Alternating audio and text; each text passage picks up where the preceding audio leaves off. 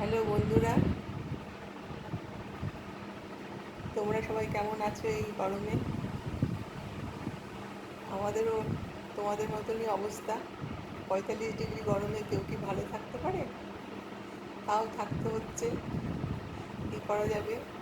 AC, fan সবই চালানো হয়, কিন্তু কোনোটাই কিছু হচ্ছে না। গাছপালা নেই, কোনো হাওয়া নেই, বাতাস নেই। প্রতিদিন ঘুম থেকে ওঠার পর বাইরে আকাশের দিকে তাকিয়ে থাকি, আজ যদি একটু মেঘ হয়, কিন্তু দেখা যায় সেই মেঘের দেখা নাই। সেখানে দেখা যাচ্ছে সূর্যদেব কটকট করে তাকিয়ে দেখছে আমাদের। তাই অনেকদিন পরে এলাম একটু গল্প করতে। আমরা দুজনে তো থাকি এখানে একা, আমি আমার হাজব্যান্ড। তাই গল্প করার সঙ্গীটাও কম, বাইরেও বেরোতে পারছি না, বন্ধু বান্ধবদের সঙ্গে কারোর সাথে দেখা হচ্ছে না, কথা হচ্ছে না। রাস্তায় যে বেরোবো তার উপায় নেই। রাস্তায় বেরোতে হলে আবার সাজতে হচ্ছে, সেই মাথা টাথা মুড়ে, মুখ টুক মুড়ে, মাথায় ছাতা নিয়ে তারপরে বেরোতে হচ্ছে। যাই হোক, এইভাবে চলবে গরম। কেননা আমরা শীতের দিনও প্রচুর শীত, তখনও আমরা অস্থির হয়েছি। আবার গরমের দিন এত গরম, টিকতে পারছি না। মুখের চারপাশ দিয়ে মাথা থেকে গল গল করে ঘাম বেরোচ্ছে। এইভাবে কতদিন চলবে? হাওয়া, ওয়েদারে তো কিছু হেরফের হচ্ছে না।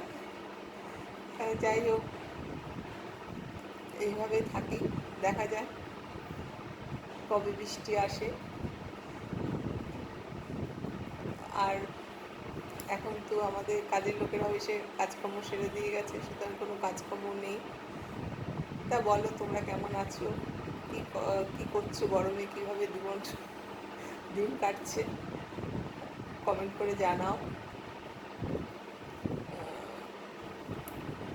এরপরে তো এখন বেলা 11:30 হয়ে গেছে। এবার স্নান করতে হবে, পুজো করতে হবে, দুপুরে খাওয়া দাওয়া খেতে হবে। স্নান করতে গেলে তো অবস্থা খারাপ।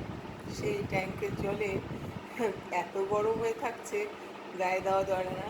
সকালবেলা ঘুরতে ঘুরতে কাজ হলো, প্রথমে আগে জল ধরে রাখা বালতি বালতি, তারপরে সেই জল দিয়ে দুপুরে চান করতে হয়। ট্যাঙ্কের জল তো ঢালা যাবে না, হাতে দিলেও হাত পুড়ে যায়, এরকম অবস্থা। তা এই আমার জীবন চলছে এখন। তারপরে চান টান করে খাওয়া দাওয়া, সেও খাওয়া নিয়ে খুব মুশকিল হচ্ছে। কি রান্না হবে, কি খাবো, মানে কোনোটাই তো ভালো লাগছে না। আর সবই যেন মনে হচ্ছে খাওয়া যায় না আর কি। তবু তো খেতে হবে। যাক, এখন এইভাবে রাখছি তোমাদের সঙ্গে কথা বলে। পরে আবার তোমাদের সঙ্গে দেখা করব, কথা বলবো। রাখছি, বাই।